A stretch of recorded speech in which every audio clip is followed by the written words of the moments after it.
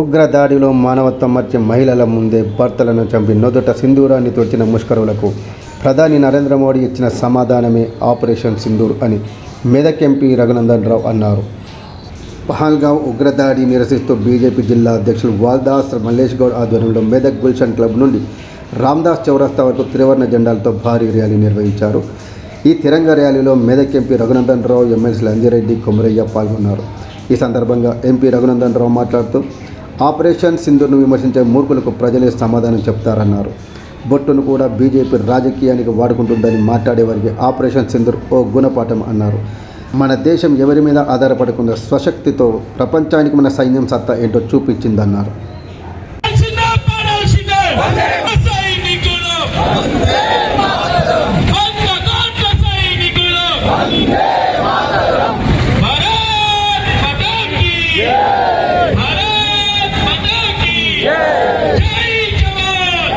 బట్టలు ఇప్పించి మతం పేరు మీద విచక్షణ చూపెట్టి భార్యల ముందే భర్తల్ని చంపుతూ కొందరు ఆడబిడ్డలు ధైర్యంగా ముందుకు పోయి భర్తతో పాటు మమ్మల్ని కూడా చంపమని అన్నప్పుడు మానవత్వాన్ని మరిచి కేవలం భర్తల్ని మాత్రమే చంపి భార్యల నుదుటి సింధూరాన్ని తుడిచి తమాషా చేద్దాం అనుకున్నటువంటి ముష్కరులకి నరేంద్ర మోడీ గారు ఇచ్చినటువంటి సమాధానం, ఈ దేశ సైన్యం ఇచ్చిన సమాధానమే ఆపరేషన్ సింధూర్. కొంతమంది కుక్కలు మొరుగుతూ ఉన్నారు. ఆపరేషన్ సింధూర్ అని ఎట్లా పెడతారు? బొట్టు పెట్టుకున్న వాళ్ళంతా బీజేపీ, బొట్టు పెట్టుకున్న వాళ్ళంతా బీజేపీ అవునా కాదనే తర్వాత మాట్లాడదాం. కానీ ఒక మంచి ఉద్దేశంతో పోయి మీ మోడీకి చెప్పుకోమని ఎగతాళి చేసినప్పుడు మోడీ గారు ఇచ్చే సమాధానం ఎట్లుంటుంది అనేది శత్రు దేశానికి తెలవడం కోసం ఒక మంచి లక్ష్యంతో ఆపరేషన్ సింధూర్ అనే పేరు పెట్టడం జరిగింది.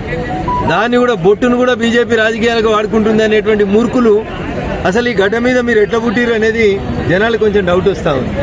కాబట్టి దయచేసి టీవీలలోకి వచ్చి మాట్లాడేటువంటి పెద్ద మనుషులకు నేను చేసేటువంటి అప్పీల్ ఒకటి, నిజంగా మీరు ఈ దేశం మీద పుట్టి ఈ దేశ గడ్డ మీద మీకు ప్రేమ ఉంటే వీలైతే ఈ ప్రభుత్వానికి సైన్యానికి సహకరించు.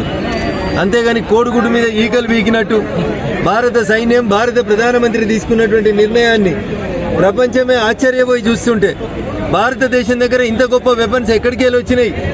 చైనా బజార్, చైనా మార్కెట్లో పోయినట్టే పోయినాయి. చైనా విమానాలను కూడా గులగొడుతుంటే మన శాస్త్రవేత్తలు ముఖ్యంగా హైదరాబాద్లో తయారైనటువంటి అనేక రకాలైనటువంటి ఆయుధాలు ఇలా మన సైన్యానికి వాళ్ళ మేధస్సును తోడు చేసినాయి. కాబట్టి కొత్త నినాదం జై జవాన్ అంటే జై విజ్ఞాన్ అనేటువంటి నినాదంతో భారతదేశం ఎవరి మీద ఆధారపడకుండా తన స్వశక్తి మీద తాను ఎదిగి ఎవరు ఎంతమంది జట్టుగట్టి వచ్చినా కొడతామనేటువంటి ఒక నిర్దేశితమైనటువంటి లక్ష్యాన్ని ప్రపంచం ముందు చూపెట్టడం లోపల ఈ దేశ సైనికులు చూపించినటువంటి పోరాటానికి ఈ దేశ ప్రజలందరూ కూడా శిరస్సు వంచి వారికి నమస్సుమాంజలు తెలియజేస్తున్నారు. ఆపరేషన్ సింధూర్ని విమర్శించేటువంటి మూర్ఖులకి భవిష్యత్తులో ప్రజలే తగు రీతి లోపల సమాధానం చెప్తారని చెప్పి మేము భావిస్తాము.